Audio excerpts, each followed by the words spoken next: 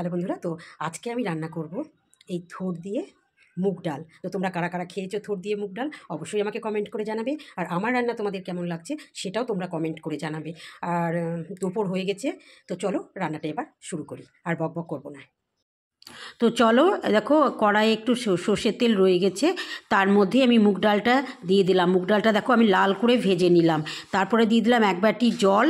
আর দেখো এই থোড়টা আমি কেটে ধুয়ে লবণ হলুদ মাখিয়ে রেখেছিলাম কিছুক্ষণ।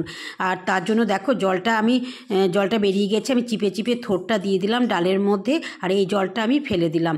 এদিকে আমি ঢাকা দিয়ে দিলাম, এদিকে আমি বেটে নেব একটা কাঁচা লঙ্কা, জিরে, আদা আর দুটো এলাচ।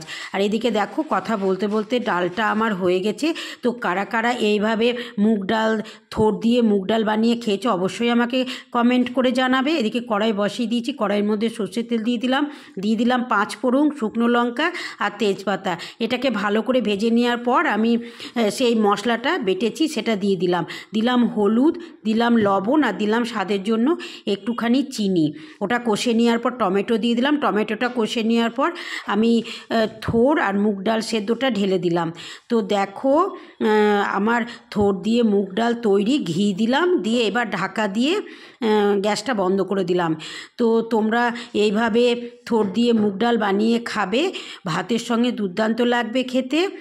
আর ভালো হলে অবশ্যই আমাকে কমেন্ট করে জানাবে যে আজকের এই রেসিপি থোড় দিয়ে মুগ ডাল কেমন হয়েছে। আর কি সুন্দর হয়েছে দেখো, কালারটাও খুব ভালো হয়েছে, খেতে তো দুর্দান্ত হবে।